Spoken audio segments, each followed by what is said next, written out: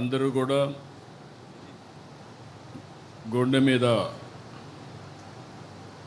చేయబెట్టుకొని ప్రమాణం చేయాలి ఆత్మసాక్షిగా.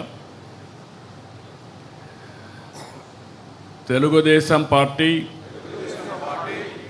ఆశయాలకు పవిత్ర లక్ష్యాలకు కట్టుబడి ఉంటూ పార్టీ సభ్యునిగా క్రమశిక్షణతో ప్రజాసేవాభావంతో మనస వాచ కర్మేణ నిరంతరం పాటుపడుతూ నిస్వార్థంగా అవినీతి అక్రమాలకు పాల్పడకుండా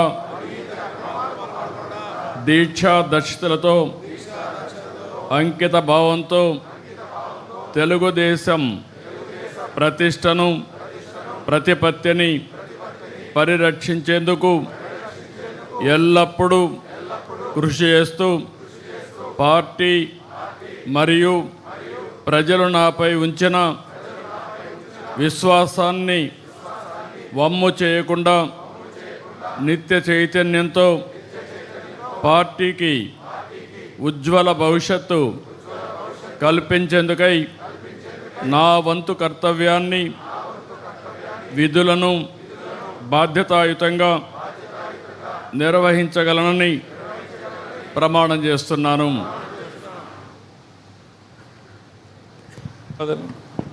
దయచేసి అందరూ తమ తమ స్థానాల్లో కూర్చోవాల్సిందిగా కోరుతున్నాం.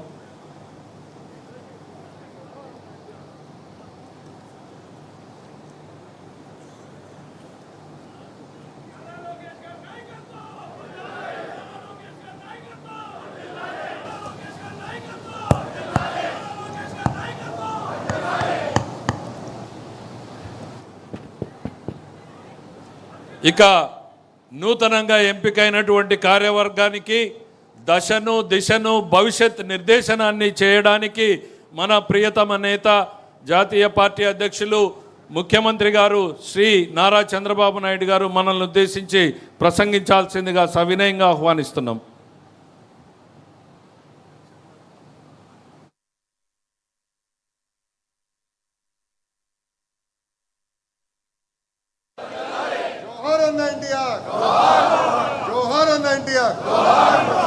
జై తెలుగుదేశం, జై తెలుగుదేశం, జై తెలుగుదేశం, జై తెలుగుదేశం, జై తెలుగుదేశం, జై తెలుగుదేశం.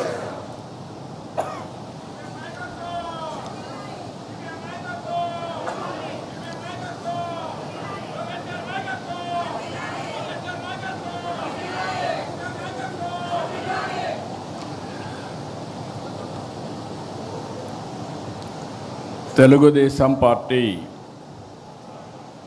కుటుంబ సభ్యులందరికీ నా నమస్కారాలు, స్వాగతం, సుస్వాగతం. కొత్తగా కమిటీలోకి వచ్చిన వారందరికీ కూడా అభినందనలు, శుభాకాంక్షలు. 4 దశాబ్దాలుగా పార్టీ కమిటీలు నియామకం చేస్తున్నాను, కానీ ఇంత కసరత్తు ఎప్పుడూ నేను చేయలేదు. ఎన్నో వడపోతలు, ఎన్నో లెక్కలు, ఎన్నో ఈక్వేషన్లు చూసి మీ అందరికీ పదవులు ఇచ్చాం.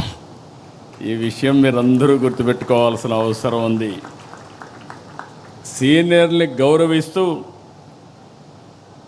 కొత్త వారికి అవకాశాలు ఇస్తూ కష్టపడిన వారికి చోటిస్తూ కమిటీలు ఏర్పాటు చేయడం జరిగింది.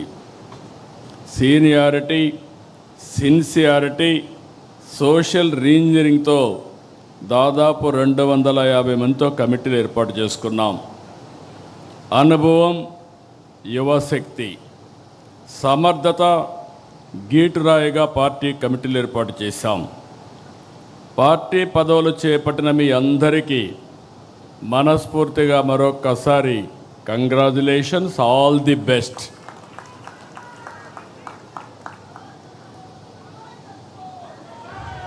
కొత్త టీంతో పార్టీకి కొత్త ఎనర్జీ రావాలి, కొత్త దిశ రావాలి. కార్యకర్తే అధినేత అనేది కేవలం స్లోగన్ కాదు, ఇది మన సిద్ధాంతం.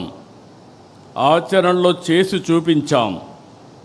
ఈరోజు వేదిక పైన చూస్తే ఒక మండల పార్టీ అధ్యక్షురాలని, ఒక క్లస్టర్ ఇన్ఛార్జిని పాలిట్ బ్యూరో మెంబర్గా చేయగలిగాం.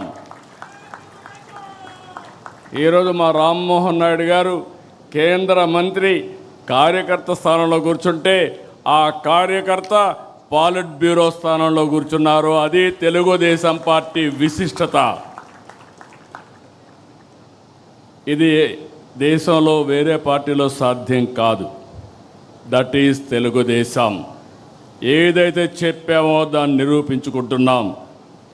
పార్టీ ఆవిర్భావం నాడు ఎంత ఫ్రెష్ లుక్ ఉందో, అది 40 ఏళ్ళు వచ్చినా అదే ఫ్రెష్ లుక్ ఇప్పుడు కూడా కనిపిస్తుంది. దేశంలో తెలుగుదేశం పార్టీ ముందు పుట్టిన పార్టీలు ఉన్నాయి, తర్వాత పుట్టిన పార్టీలు ఉన్నాయి. అయితే ఇంత పటిష్టమైన నిర్మాణం, బలమైన క్యాడర్ కలిగిన ఏకైక పార్టీ తెలుగుదేశం పార్టీ. వేరే పార్టీ లేదు. ఒక్క ఓటమితోనే రాజకీయ పార్టీలు చాపజుట్టేస్తున్నాయి, కాలగర్భంలో కలిసిపోతున్నాయి. కానీ గెలిచినా ఓడినా ఎప్పుడూ సగర్వంగా ఎగిరే జెండా మన పసుపు జెండా. 44 ఏళ్ళలో అనేక సంక్షోభాలు, సవాళ్లను చూశాం. కానీ మన పసుపు జెండా పౌరుషం మాత్రం ఎప్పుడూ తగ్గలేదు, ఎప్పుడు ఎవ్వరూ తగ్గించలేరు. తెలుగుదేశం పార్టీ కార్యకర్తలు ఎప్పుడూ మీసం మెలేసే నిలబడతాడు తప్ప ఎవ్వడికి భయపడడు, తల వంచడు. 4 దశాబ్దాల మన ప్రస్థానం అద్భుతంగా సాగింది. తెలుగుదేశం పార్టీ శాశ్వతం. తెలుగు జాతి ఉన్నంత వరకు తెలుగు వారి గుండెల్లో ఉండేది ఏకైక తెలుగుదేశం పార్టీ. దాన్ని ఎవ్వరూ ఏమీ చేయలేరు. ఇది సాగాలంటే మనం మరింత బలోపేతం కావాలి. 2024 ఎన్నికల్లో టికెట్లు కావచ్చు, ఈరోజు పార్టీ కమిటీలు కావచ్చు. కొత్త తనానికి, యువతరానికి, మహిళలకు ఎక్కువగా అవకాశాలు ఇచ్చాం. ఎప్పుడు కూడా ఈరోజు చూస్తే నాకెంతో ఆనందంగా ఉంది. ఈ మీటింగ్లో మొట్టమొదటిసారిగా మహిళలకు సముచితమైన స్థానం ఇచ్చాం. రాబోయే రోజుల్లో ఇంకా ఎక్కువ స్థానం ఇస్తాం. అందుకే కేంద్రంలో ప్రవేశపెట్టిన బిల్లును మీరు చూస్తే మహిళా రిజర్వేషన్స్ పూర్తిగా మద్దతు ఇచ్చిన ఏకైక పార్టీ మొదటి నుంచి తెలుగుదేశం పార్టీ. యువతకు, చదువుకున్న వారికి కేంద్రంలో పదవులు ఇచ్చాం, మంత్రులు చేసుకున్నాం. రాష్ట్రంలో కొత్తగా వచ్చిన వారు చాలామంది మంత్రులయ్యారు. చదువుకున్న వాళ్ళందరికీ మంత్రి పదవులు ఇచ్చి ప్రోత్సహించాం.